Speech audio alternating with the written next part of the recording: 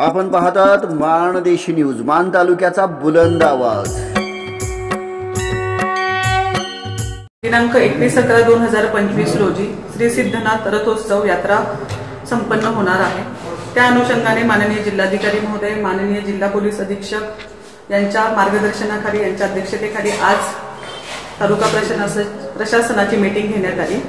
त्या अनुषंगाने माननीय जिल्हाधिकारी महोदय आणि एसपी सरांनी पार्किंग व्यवस्था, वाहतूक व्यवस्था, आपत्ती व्यवस्थापन, अग्निशमन व्यवस्था, रस्ते विषयक कामकाज, शहरातील स्वच्छतेविषयक, आरोग्य विभाग, विद्युत विभाग आणि पाणी पुरवठा विभागाबाबत डिटेल सूचना सरांनी दिलेल्या आहेत। त्या अनुषंगाने सर्व विभागांनी प्राथमिक मीटिंगच्या अनुषंगाने सर्व विभागांनी त्या गोष्टीची पूर्तता केलेली आहे। ज्या शिल्लक राहिल्या असतील त्या अनुषंगाने ह्या 4 दिवसांमध्ये सर्व विभाग आमचे त्या गोष्टीची त्रुटी पूर्तता जी करणार आहेत।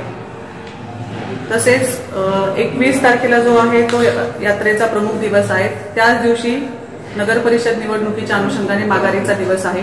आपल्या सर्वांनाच दुहेरी भूमिकेला सामोरं जावं लागणार आहे। लॉ अँड ऑर्डरच्या दृष्टिकोनातून पोलीस विभाग असेल, निवडणुकीच्या अनुषंगाने असेल, निवडणूक निर्णय अधिकारी असतील, सीओ साहेब असतील, त्याचप्रमाणे कार्यकारी दंडाधिकारी म्हणून तहसीलदार असतील, सर्वच जण चांगल्या पद्धतीने नियोजन करून तालुका प्रशासन म्हसवड यात्रेसाठी सज्ज आहे आणि कुठलीही अघटित घटना किंवा कुठलाही प्रकार होणार नाही याची आम्ही सर्वांनी काळजी घेतलेली आहे।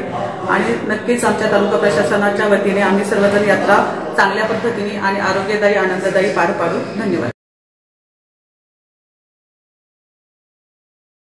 सातारा जिल्हा पोलीस प्रशासन आणि म्हसवड पोलीस स्टेशनच्या वतीने सिद्धनाथ यात्रेमध्ये मोठ्या प्रमाणात यावर्षी बंदोबस्त नेमलेला आहे।